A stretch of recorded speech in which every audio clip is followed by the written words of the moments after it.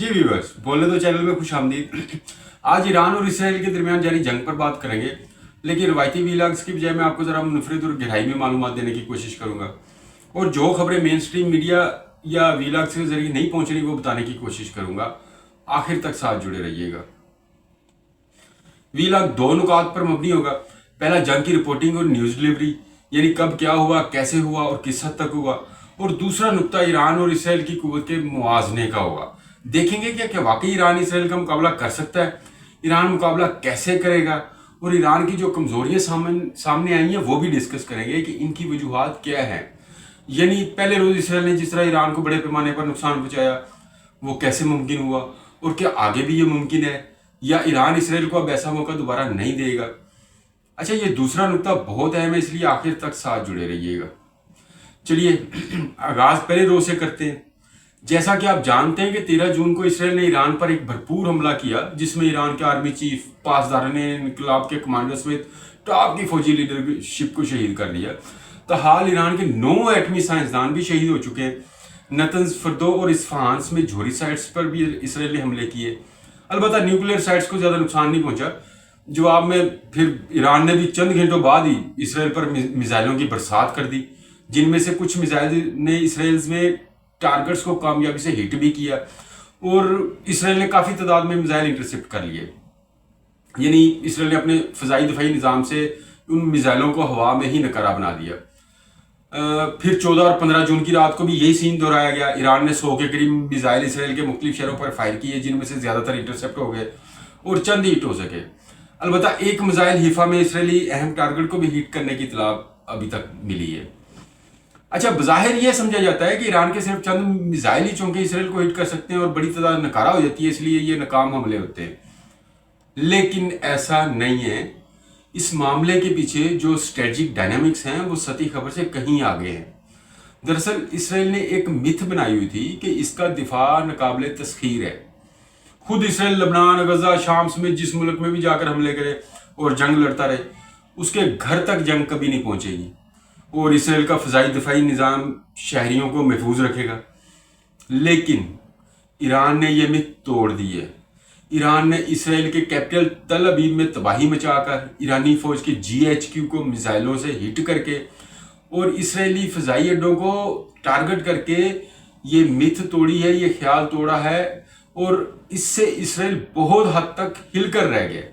अब इसराइली शहरियों को पता चल गया है कि ईरान के साथ जंग में माजी की तरह उनकी मईशत चलती नहीं रहेगी और ना ही वो अपने घरों में महफूज रहेंगे। फिर इसराइल का रकबा भी बहुत छोटा है और शहरी इलाके बहुत कंजेस्टेड है। ईरान के चंद दिनों के मिसाइल हमले ही इसराइली शहरियों की जिंदगियां अथल पथल करके रख देंगे। अच्छा, फैक्ट ये नहीं है कि ईरान के 200 मिसाइलों में से सिर्फ 10-20 मिसाइल ही टारगेट पर लगते हैं। फैक्ट ये है कि ईरान ने ये साबित किया है कि ईरान पर हमला वैसा नहीं होगा जैसा इसराइल आज तक लबनान, शाम या दूसरे मुल्कों में करता रहा है, बल्कि ईरान इस जंग में अपनी मुकम्मल कुव्वत झोंक देगा, भरपूर ताकत से लड़ेगा।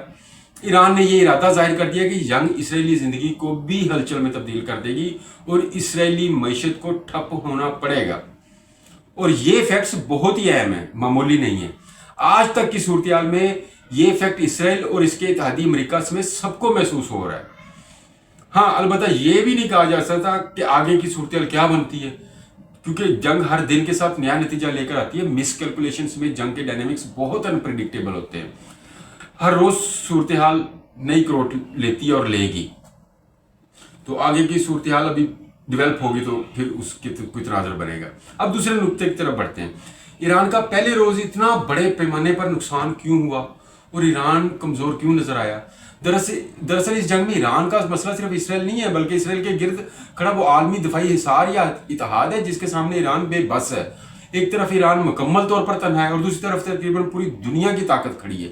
आपको याद होगा कि पिछले साल 13 अप्रैल को ईरान ने बहुत ही बड़े पैमाने पर 300 ड्रोन और मिसाइल इसराइल की तरफ फायर किए थे, लेकिन इन मिसाइलों और ड्रोन को रोकने के लिए इसराइल से भी ज्यादा दूसरे मुल्क मुतहरक नजर आए। अमेरिका के इराक, बहरीन और दीगर मुल्कों में मौजूद अड्डों से ईरानी मिसाइल रोके गए। अमेरिकी जंगी तैयारों ने प्रवास भरकर ड्रोन गिराए। बरतानवी टाइफन जंगी तैयारों ने ईरान से उड़ान भरकर ईरानी ड्रोन को इंटरसेप्ट किया और इसराइल के साथ मिसाइल ट्रैकिंग और रडार डाटा भी शेयर किया। یعنی برطانیہ نے خود بھی ایرانی میزائل گرائے اور جو بچ گئے ان کا اسرائیل کو بتایا. پھر فرانس نے رافیل طیارے دیے اور دیگر مدد بھی اسرائیل کو فراہم کی اس وقت.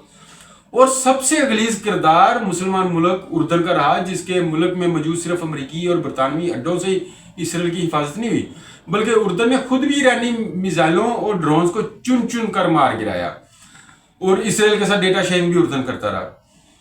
اچھا، اس طرح 300 میزائلوں اور ڈرونز کے حملے کے باوجود اسرائیل کا کچھ بھی نہیں بگڑا تھا 2014 میں. تو اب بھی صورتحال یہی ہے کہ اسرائیل کے ساتھ امریکہ، فرانس اور برطانیہ سے لے کر مسلم ملک اردن تک کھل کر کھڑے ہیں، اور مصر، سعودی عرب، متحدہ امارات، قطر وغیرہ کی خاموشی ہی اسرائیل اور امریکہ کی حمایت سمجھی جا رہی ہے. مکمل خاموش ہے، ایسے فارمیلٹی والے بیان دے رہے ہیں. اب ایسی حالت میں ایران اگر حملہ کرتا ہے تو اس کی دفاعی صلاحیت انتہائی محدود ہو جاتی ہے. ایران ایک جہاز بھی اڑائے گا تو امریکہ سمیت ان طاقتور ملکوں کی فضائی قوت سے کیسے بچ پائے گا؟ اچھا، اگر ایران میزائل فائر کرتا ہے تو یہ تمام ملک فعال طور پر میزائل نہ صرف گراتے ہیں بلکہ اسرائیل کو مکمل تکنیکی مدد بھی فراہم کرتے ہیں. ابھی تک اتنی خاص نہیں کی، لیکن آگے امکان ہے کہ یہ اس سے بھی زیادہ کریں گے. اچھا، دوسری جانب ایران پر حملہ ہوتا ہے تو وہ تنہا ہے. ایران کو اسرائیل تک پہنچنے کے لیے امریکہ، برطانیہ، فرانس کے اڈوں، مسلمان ملک اردن کی فوج وغیرہ وغیرہ کا بھی مقابلہ کرنا پڑتا ہے، اور اسرائیل کو مسلمان ملک خود اڈے فراہم کر رہے ہیں کہ یہ ایران پہ حملہ کرو، ہماری فضائی قوت بھی ساتھ لے جاؤ. اچھا، یہاں سب سے اہم فیکٹر چین اور روس کا بھی ہے. روس کے ساتھ ایران کے بہت ہی قریبی اسٹریٹجک تعلقات ہیں. یوکرین کے ساتھ جنگ میں ایران روس کو ڈرونز میں دیگر مدد فراہم کرتا رہا ہے. اب ایران پر مشکل وقت میں روس کا کردار بہت اہم ہو جاتا ہے، اور دیکھنا ہوگا کہ وہ کس حد تک ساتھ کھڑا ہوتا ہے. ویسے روس کسی جنگ میں براہ راست شریک ہونے کو تیار نظر نہیں آتا، کیونکہ اس کی توجہ یوکرین میں بھی الجھی ہوئی ہے، اور وہ اسرائیل سے اپنے تعلقات بھی مکمل ختم کرنے کا خطرہ مول نہیں لینا چاہتا. لیکن روس اگر اسلحے کی سپلائی اور خصوصاً ایرانی اتحادی حوثی باغیوں کو میزائل اور راکٹس وغیرہ ہی کی سپلائی کرتا ہے نا، تو یہ ایران کی بہت بڑی طاقت بن جائے گی. پھر دوسری جانب چین کا کردار بہت پر اثرار ہے. بظاہر اسرائیل کی شکل میں امریکہ کا ایران کے ذریعے چین کی سرحد تک فتح کر لینا چین کے مستقبل پر بہت بڑا سوالیہ نشان بن جائے گا. لیکن چین تاحال جس طرح عالمی منظرنامے پر کھل کر کردار ادا کرنے سے گریزاں رہا ہے اور امریکہ کے ساتھ کسی فیصلہ کن سامنے سے بچتا رہا ہے، وہی روش چین کی اب بھی نظر آ رہی ہے. چین اگر ایران کی فعال مدد کو پہنچتا ہے نا، تو کم از کم تکنیکی اور اسلحے کی سپلائی میں ہی مدد فراہم کرتا ہے، تو ایران اس جنگ کو 3-4 ماہ تک آسانی کے ساتھ گھسیٹ سکتا ہے. اور بظاہر یہی لگ رہا ہے کہ اسرائیل یا امریکہ اس نوعیت کی جنگ کو 3-4 ماہ سے زیادہ چلانا نہیں چاہیں گے، کیونکہ اس جنگ کا بنیادی مقصد صرف اور صرف ایران کو نیوکلیر پاور بننے سے روکنا اور کسی حد تک ایران میں رجیم چینج کرنا بھی ہے. اور اگر ایران کو زیادہ وقت میسر آ جاتا ہے تو یہ اسرائیل اور امریکہ کے لیے بہت خطرناک ہوگا. ایران پھر تیزی سے پیش رفت کرے گا اور نیوکلیر پاور بننے کا خطرہ بڑھ جائے گا. اس کے علاوہ دوسرے بھی چند فیکٹرز ہیں، یہ ہم اگلے ویلاگ میں ڈسکس کریں گے کہ جنگ 3-4 ماہ تک اگر چلتی ہے تو اسرائیل اور امریکہ کی شکست کیسے ہو سکتی ہے. البتہ یہاں یہ بھی یاد رکھیں کہ ابھی تک جو ایران کی نظر آئی، اس سے صاف نظر آیا کہ اگر ایران کو بیرونی ممالک سے فعال مدد نہ ملی تو ایران کا مستقبل بہت خطرے میں ہوگا. اچھا، اس پر بھی ہم اگلے ویلاگ میں بات کریں گے کہ مستقبل میں ایران کتنی بری شکست ہو سکتی ہے یا بچ سکتا ہے. اچھا، ہم نے جہاں ڈسکس کیا کہ اسرائیل کو مغربی سپر پاور سمیت مسلم ملکوں کی اتنی کھلی سپورٹ حاصل ہے، وہاں یہ دیکھ کر حیرانی ہوتی ہے کہ ایران کا ایسا کوئی عسکری اتحادی موجود نہیں ہے. اب اس وجوہات کو مختصر بیان کریں تو ایرانی رجیم بلکہ قوم کی ایک مخصوص سیکی رہی ہے. ایک تو یہ اپنی 3000 سالہ تاریخ اور پرشین امپائر جیسے تصورات میں کھو کر خود کو سپر پاور سمجھنے کے ضام میں رہے. پھر ایران کے پراکسی نیٹ ورکس کا بھی اس تنہائی میں بہت بڑا عمل دخل ہے، اندرونی بھی اور بیرونی بھی. یعنی ایک تو ایران اپنے یمن، لبنان، شام، عراق وغیرہ میں پراکسی نیٹ ورک کے سہارے بہت مطمئن رہا کہ وہ بہت بڑی قوت ہے اور اسرائیل کے حملے کی صورت میں وہ اسرائیل پر بہت بھاری ثابت ہوگا. یہاں تک کہ اسرائیل نے پچھلے 1 سال میں یمن کے سوا باقی تمام پراکسی نیٹ ورک برباد بھی کر کے رکھ دیے، پھر بھی ایران کو ہوش نہیں آیا. پتہ نہیں یہ حماقت تھی یا کیا تھی. دوسرا، ان پراکسی نیٹ ورک اور خطے میں چودراہٹ کے خیال تصور میں ایران نے ترکی اور عرب ممالک سمیت سب سے پنگے بھی بہت لیے رکھے، और जब ये प्रॉक्सी नेटवर्क बर्बाद हुआ, फिर भी अपनी फॉरेन फील्ड सेट करने की कोई संजीदा कोशिश ईरान की तरफ से नजर नहीं आई। अच्छा, सऊदी अरब, मुत्तहिदा अरब अमीरात और मिस्र ने अवामी तौर पर ईरान के हमले की मजम्मत की, मगर रिपोर्ट्स हैं कि अमली तौर पर उन्होंने इसराइल को खुफिया दफाई तावन फराहम की है। इसमें अमेरिका के डंडे के अलावा इसकी एक बड़ी वजह इन सारे अरब ममालिक का मुश्तरका खौफ भी है, जो ईरान को न्यूक्लियर पैमाने पर तरक्की करता देखना नहीं चाहते। अब माजी में ईरान को कम अज कम अरब ममालिक को सिक्योरिटी की मजबूत जमानतें वगैरह देकर कोशिश तो करनी चाहिए थी। सऊदी अरब और दीगर ममालिक इसराइल का साथ ना दें, कामयाब होता या ना होता, लेकिन ये कोशिश तो ईरान कर सकता था कि वो रोके इनको इसराइल के साथ खड़े होने से। इस तरह चीन के साथ किसी मजबूत दफाई पोजीशन में नहीं आया। तुर्की के साथ शाम के मामले पर खराब मामला उसने ईरान ने दुरुस्त नहीं किए, और ये सब गफलत और नाइल ईरान ने इस एक साल के दौरान दिखाई, जब कन्फर्म नजर आ रहा था कि ईरान पर इसराइली हमला जरूर होगा, और ईरान का प्रॉक्सी डिफेंस नेटवर्क भी खत्म या कमजोर हो चुका था।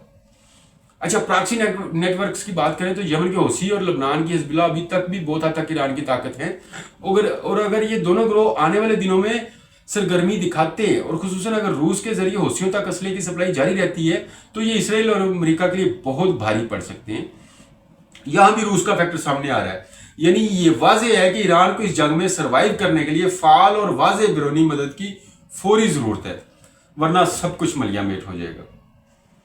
अच्छा, इस जंग के 4 अहम, बल्कि सबसे अहम एंगल्स अभी तक हमने डिस्कस नहीं किए। नंबर 1, ईरान की अंदरूनी सूरत, जो इस हद तक हैरान कुन है कि इसराइल ने पहले रोज ईरान के अंदर ही एजेंटों का इतना बड़ा नेटवर्क फैला रखा था कि सरहद पार की बजाय ईरान के अंदर से ईरान पर शायद तरीक की सबसे ज्यादा मोहलक हमले किए गए, और ईरानी आर्मी चीफ में तमाम टॉप आर्मी लीडरशिप को इतनी दुरुस्तगी से निशाना बनाया कि कोई हमला 1 इंच भी इधर उधर नहीं हुआ, सीधा टारगेट पर लगता रहा। ये इतना बड़ा वाकया था कि इसकी मिसाल तारीख में कभी भी नहीं मिलती। ना गद्दारों और एजेंटों की इतनी वसी तादाद, और ना ही पहले ही रोज किसी मुल्क को इतने बड़े पैमाने पर नुकसान पहुंचा तारीख में कभी भी। और यही फैक्टर ईरान की मुकम्मल तबाही और शाम और लीबिया जैसे हालात में तब्दील होने के सबसे ज्यादा असर दिखा रहा है। ईरान का अगर मुस्तकबिल जानना है तो इसके अंदरूनी हालात को तफसील से परखना बहुत जरूरी है। अच्छा, दूसरा अहम पहलू ईरान और इसराइल का फौजी मुवाजना है, यानी स्ट्रेटजिक सूरत क्या है। ईरान के इसराइल में से जंगी जहाज़ों और फौजियों की तादाद क्या है, किसके पास कितने मिसाइल हैं, किसके पास कितना असला है, वगैरह वगैरह। तीसरा अहम पहलू यही ऊपर जो बयान हुए प्रॉक्सी नेटवर्क्स हैं, जिन्हें अभी मैंने मुख्तसर डिस्कस किया है, लेकिन ये फैक्टर बहुत ही अहम है। हौसी, हिजबुल्लाह और इराक में मौजूद ईरानी प्रॉक्सीज इस जंग का पांसा पलट सकते हैं। इन पर तफसीली डिस्कशन करना बहुत ज़रूरी है। अच्छा, इस जंग का चौथा अहम पहलू ये है कि ईरान के पास ऐसा ट्रम्प कार्ड है कि ये पूरी दुनिया की मैशत को हार्ट अटैक दे सकता है, यानी ईरान पूरी दुनिया की मैशत की ऐसी तैसी फेरने की ताकत अभी भी रखता है। ये इतना बड़ा ट्रम्प कार्ड क्या है और कब इस्तेमाल होगा, इस समेत इन सारे पॉइंट्स को हम अगले व्लॉग में तफसील से समझने की कोशिश करते हैं। ये व्लॉग कुछ तवील हो गया है, पार्ट 2 भी चैनल पर अपलोड जल्दी हो जाएगा, इसके साथ ही हो जाएगा, लाजमी देखिएगा। मिलते हैं अगली नशिस्त में। वस्सलाम।